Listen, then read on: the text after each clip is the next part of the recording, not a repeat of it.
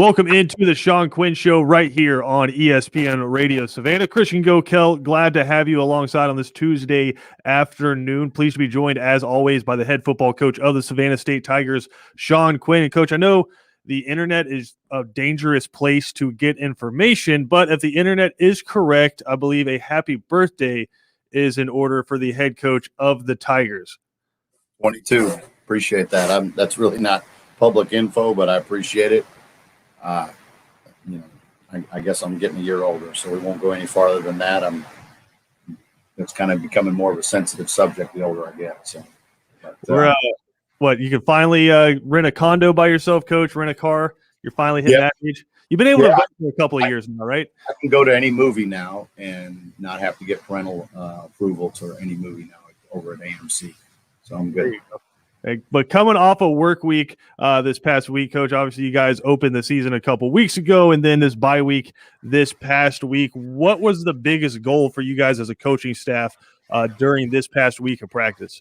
Just get better, man, and just fix some things that we need to fix and just keep working towards, I told somebody this the other day, Christian, sometimes in your force, you only see the tree ahead of you. And the end goal for us is to have a highly competitive, good football team that can compete with anybody week in, week out come August. And we're a long way from that. And we just got to keep putting that goal of getting a little bit better. And so, it was a little bit of twilight zone having a game and not having had one for such a long time and then getting back. But to give our players credit, they went back and practiced hard. And we had a really good practice this morning. So, we're kind of winding this down and kind of change phases here. After this game, we may scrimmage one more team. But realistically, we're going to get really heavy back in the weight room. We're still lifting now. But just trying to see the big picture where we can get to, because we have a lot of guys out right now, 50-plus players. So I think once we get everybody back and we're at full steam, I think we'll have a chance to be more competitive than we are now. But it's been good. We've had to play a lot of young guys, which has been really good to see kind of where they're at and how good job we did or didn't do in recruiting. So I know during a regular season, right, once you get into game weeks and it's just game after game after game after game, you pretty much got to find, especially on offense, the 15 to 20 guys who are going to rotate in there, and you kind of got to stick with them, right? Is that the same right now, or are you guys finding that you can rotate more guys in with the ones and get more guys some live fire reps during practice? Well, we're trying to play as many guys. We've been when we played against West Alabama, our top 3 receivers didn't play.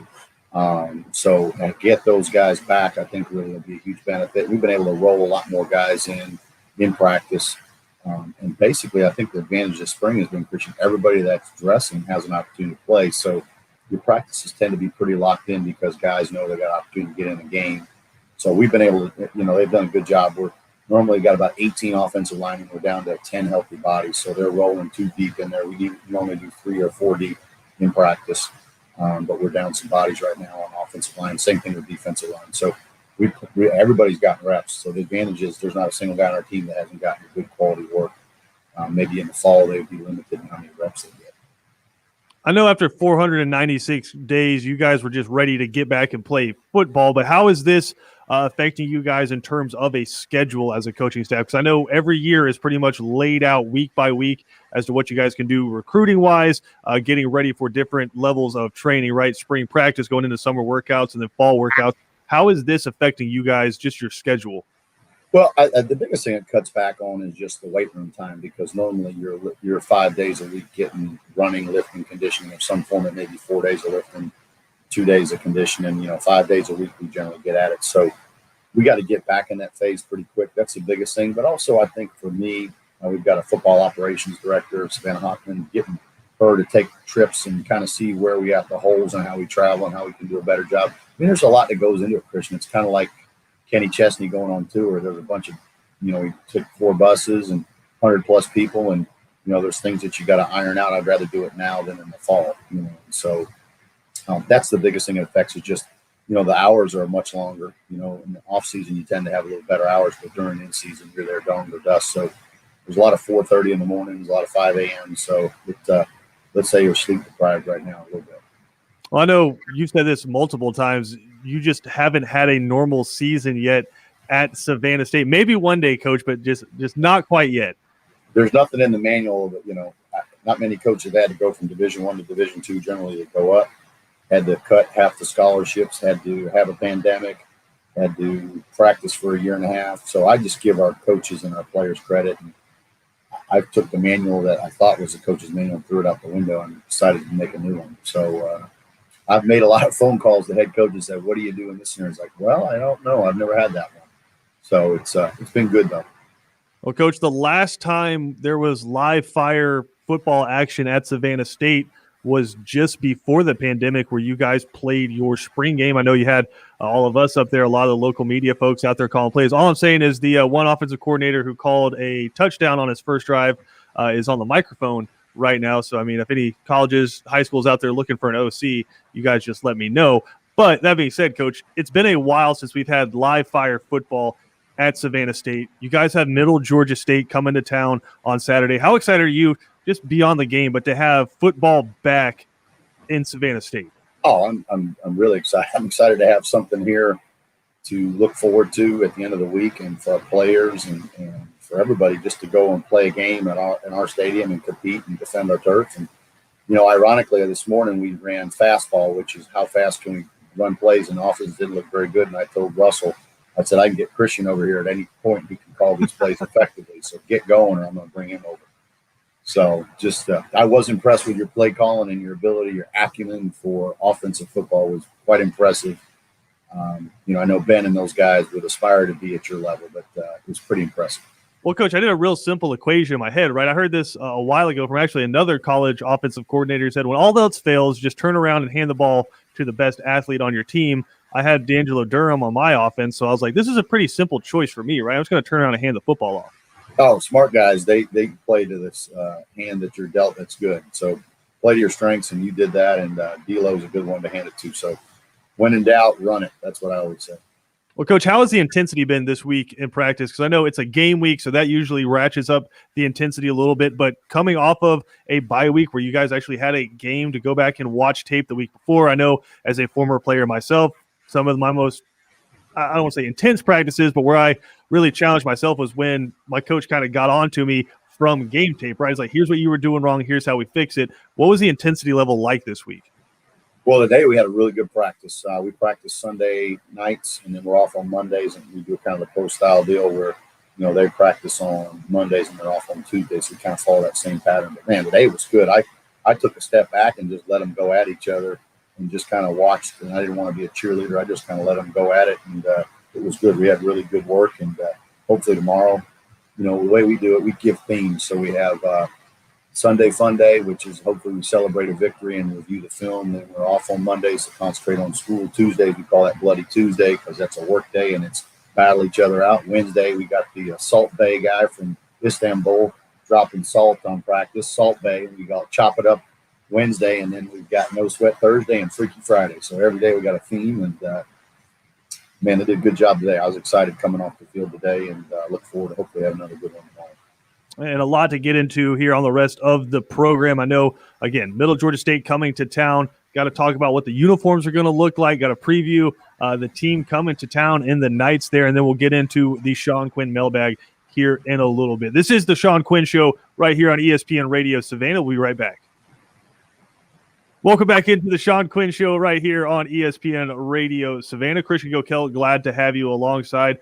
Please be joined, as always, by the head football coach of your Savannah State Tigers, Shawn Quinn. And, Coach, I know the most important decision you have to make this week.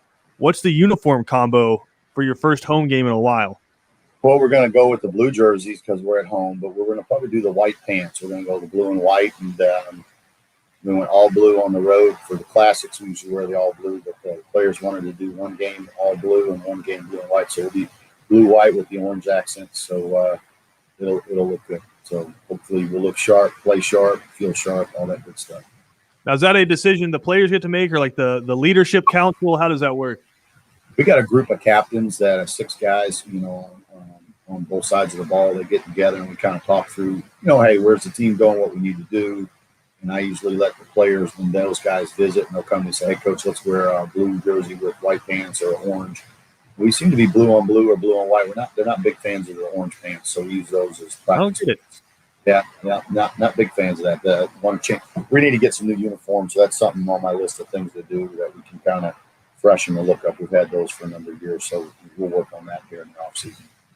Well, again, orange helmets, blue tops, white pants coming up on Saturday. Middle Georgia State, the Knights coming to town. Coach, an NAIA school. What should we expect to see out of the Knights on Saturday? Spread offense. They throw it all over the place. They've got two good tailbacks. They play three quarterbacks, which is interesting because most people don't. We're kind of similar in that sense. We play multiple quarterbacks. And defensively, they are a 3-3, and they blitz and slant every play. So we'll have to be on our P's and Q's running the football and trying to throw the football because they're going to bring them from everywhere. So, for them, their kids, their players are from Georgia, just like the majority of our roster is. So anytime you can play another Georgia school, it means a lot. And I know they sought this game out. And Coach Hall, their head coach, good guy, and got to know him. So we're both excited to just get a chance to play in-state and not have to travel far for both of us. So, but they've got some really good players. And, like I said, they got two good tailbacks and a good quarterback. And defensively, they play, they bring it every snap. So we'll have to be on our P's and Q's and play good, clean football. What's the health looking like of the team right now? I know missing a ton of starters, especially on defense. You mentioned all the wide receivers that were out last week. Has the health gotten any better? Should we see some guys that we didn't see a couple weeks ago, or is it still rocking with a lot of young guys?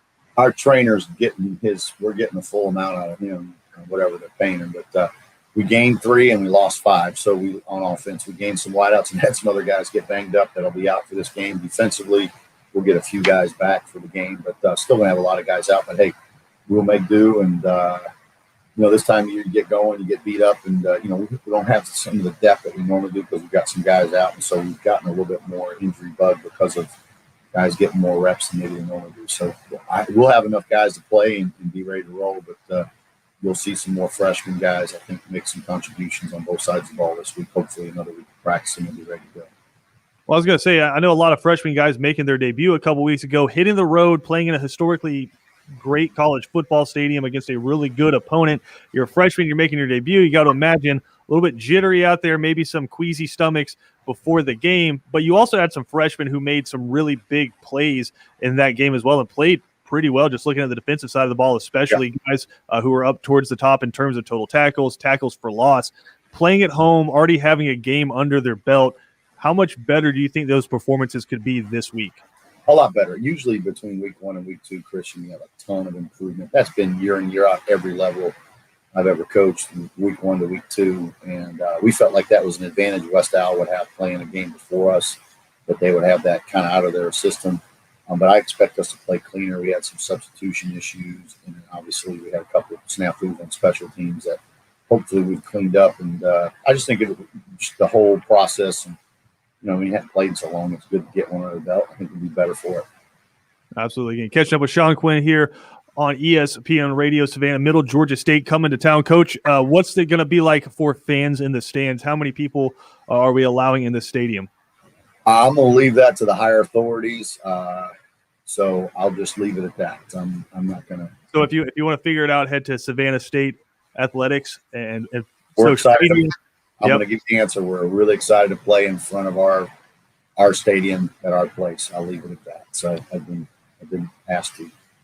You can fill in the blank. So excited to have a home stadium, home atmosphere. We'll leave it at that. There you go. And a Tiger Walk for the guys, I'm assuming, coming up. That's got to be a cool experience, especially for the seniors on the team who really didn't know if they were going to get a chance to play football again. I know the freshmen are excited to do it, but that's got to be cool for you to get to see the guys who have battled through all 500 plus of these days to get to finally have a Tiger Walk again. Yeah, it is. We'll do one at 11:45 on Saturday, so join us for that. It's always fun to get the guys dressed up in suits, and for us, it's just another opportunity to get ready for the fall. And old Dion Sanders look good, feel good, play good, and put our suits on. And obviously, I'll be the best looking one there, but hopefully, everybody will look sharp. Of course. Besides you, Christian, of course. I mean, that's a given if you were there. Absolutely. Coming up on Saturday there at Savannah State. We're going to take a quick break. Going to dive into the Shawn Quinn mailbag when we come back. Again, a spring version of the Shawn Quinn Show. Whatever the reasons, it's cool to be able to talk football during the middle of March. We'll come back right here on ESPN Radio Savannah. Final segment here on the Shawn Quinn Show. Glad to have you alongside on this Tuesday evening. Christian Gokel alongside the head football coach of the Savannah State Tigers. Coach, before we dive back into this week and into the mailbag, I want to know, how busted is your bracket currently? because everything that happened years ago with the guy at Washington, I haven't done a bracket since I was in college. So I think I watched Ohio State get beat by Oral Roberts, and that I knew. I said, well, there's a bunch of brackets there. Oh yeah. So so that was yeah. Again, I enjoy watching tournaments. I just enjoy watching teams compete, but in our profession, we're not allowed to get in the bracket world. So it's a sad deal, but that's just what it is. So I haven't done it in 25 years. So, and I got folks ask me all the time. I'm like, I don't know. I couldn't tell you. I hadn't really paid attention. So, but it'd be interesting to see who kind of comes out, how the Sweet 16 and Elite 8 ends up being. You got a favorite? Who'd you go with to win the whole thing? I went with the Zags. Old Greg Talbot. I'm rocking with his Gonzaga team. I mean, they're unbelievable. But I do think Alabama is a dark horse. And really, I think that'd be the first time since Florida did it back in the mid-2000s where you had a football team and the men's basketball team win the national championship in the same year. But Gonzaga is clearly the best team to me, but I think Alabama is dangerous because they can shoot lights out. But I wanted to ask you because BJ Bennett brought up an interesting hypothesis on 3 and Out a little bit earlier. He was asking, why does it seem like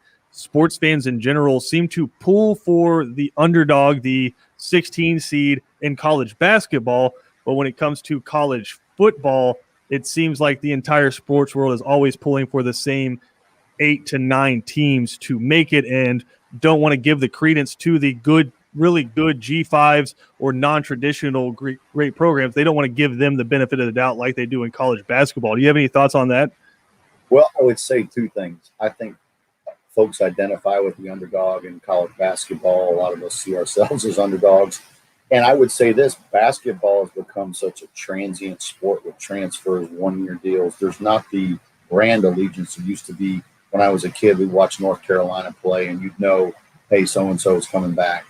In college football, you got that. You have Trevor Lawrence there for 3 years. In basketball, it's in and back out, and it's a whole new roster. Kentucky's a brand new team, and there's not, in college basketball, there's not that fan allegiance now because it's much more transient. And college football has been able to keep that identity, and you've got those traditional great programs like the Penn States, your Ohio States, your Alabamas and Clemsons that people are going to root year in, year out, where basketball tends to be different. An interesting story is Gonzaga's point guard. My brother actually coached him. He was his high school quarterback, and they won a state championship with him. Okay. And so he says, I got a guy who's a heck of a basketball player, and he had offers from Ohio State and football and all this stuff. I said, what's he going to do? Is he going to go to Gonzaga and play basketball? I said, you got to be kidding me. So out of Minneapolis there, and I saw him play, and they won a state championship, and he was a heck of a football player and probably could be a big-time college player, but he chose the basketball route. So we should see how he plays down the stretch here for Gonzaga starting for him. It kind of reminds me of the story where Urban Meyer says he went to recruit LeBron James to play football at Ohio State, and the football coach came out and he's like, Coach, we appreciate you coming, but he isn't going anywhere but the NBA. Like sometimes you got guys who are amazing at basketball, they're great athletes, so they'll be really good at football, but sometimes they just got to pat you on the shoulder and say, look, man, I know you want him to come up and play tight end at Ohio State, but that's one of the best basketball players ever. Oh, yeah, and there's some basketball guys who be tremendous football players. I've also had basketball guys come out and go, wait, you mean you guys hit? I don't want any part of that. Yeah. And you lift weights? I don't want any part of that. So I do think LeBron would have been a hell of a tight end or defensive end, big time. Well, my thought, going back to BJ's hypothesis there, just his observation is, I think you start to really recognize the underdogs when they hit that second or third win in the tournament. Then you're like, okay, these guys are actually making some noise. Whereas the equivalent of that in football would be you go out and schedule a top 10 team 1 week, and then you schedule that same top 10 team the next week. If you beat 2 teams like that in a row in football, you're going to get recognition. I don't care what level you're playing at. Definitely. And, Appalachian State's victory over Michigan is immortalized in Boone. It's kind of similar to that, like in, a team beating a 15 seed, beating a 1 seed or something like that. So, but it's really interesting world. It's 2 totally different sports with totally different dichotomies. And 2 totally different seasons, right? Because you can lose 10 games in college basketball in the regular season and be a top half of the seeds, whereas you lose 2 games in college football, you're probably not going to have a postseason. That's exactly right. So, there you go. Also, Coach, we're coming up on we just passed a very important anniversary 3 days ago. And I don't know if you realize this, but it has been a full calendar year since we were introduced to Joe Exotic and Tiger King in that crazy world. I know for us and just having conversations with you, one of the things that got us through the early parts of the pandemic. Oh, definitely. I often wonder how Joe Exotic's doing, and if he's pretty sure he's in the same spot. Yeah. No, what a train wreck that show was. But yeah, definitely it was the talk of pandemic. That was the first half of the pandemic, and then the Last Dance was the second half. But Joe Exotic, he's a entity under his own. So I'm still waiting to get my, tiger print shirts, hopefully to coach on the sidelines. I was going to ask, when do we see the debut of those? I think I got to lose a few more pounds before I can fit them. Maybe homecoming this fall? Yeah, maybe that might be a good look. I'm sure if you do it, Coach, if you do it, I can promise you myself and Ben Troop and the guys from 3 and Out will be on the sideline in the same shirts as you. Okay. If you'll do it, we'll get out there with you. All right. If that's a deal, then I'll have to do it. So I do like the look. I do think there's some really good fashion stuff. And the music, the songs that were played were so good. I mean, just the voices and the singing. So was that actually Joe singing, by the way? Or was that? I think it was revealed he hired somebody to sing for him and he dubbed himself over it. Yeah. Him and Carol Baskin, they're two interesting entities into their own. So fun stuff. I mean, Carol Baskin's husband, we spent like 30 seconds on like a Miami kingpin who was importing exotic animals. Yeah, it was a wild ride. Before we get out of here, I do want to dive into a couple of mailbag questions. And Coach Sam's writing in from Savannah. He's just curious. And I know we've discussed this before, but he wants to know why you've chosen to run the offense you have chosen to run at Savannah State. Biggest reason, Christian, is it gives us roster flexibility. We have limited scholarships, and in Division II, with less scholarships, every player has got to be able to play. And if you run a traditional offense with a quarterback that can't do anything else, he's a wasted roster spot. So if you have 4 or 5 quarterbacks, for example, and 1 or 2 play, the other 2 never end up helping anywhere else. Well, with the option, it allows those other quarterbacks to transition to a wide receiver, to a defensive back, to an outside linebacker. We're able to recruit a more athletic football team, and it fit the personality of our team. And we wanted to be completely different than everybody else in our league. Our league's a spread league, and we felt like, it's the boxing analogy. We want to be Sugar Ray Leonard. We want to be Mike Tyson. And so it's just a different style. The physicality helps us play better defense. It just fits the recruiting model here, being able to maximize your roster. There's a lot of guys that run this system here locally with Georgia Southern running the version of it. And so there's a lot of guys you can recruit to it, and also just allows you to have a more athletic team and not have to worry about so much size and premium on that. And finally, Coach, Micah writing back in here, Coach. He wants to know, just moving forward with this Savannah State team, are you going to continue to recruit the Savannah guys like you have? And who are a couple of Savannah guys that you're excited that are currently on your roster? We definitely, if we could get them all from the 912, Christian, that I'd love to have every single one of them make our drives and our trips and just have that many more people here. And there's that much more buy-in when you have local guys.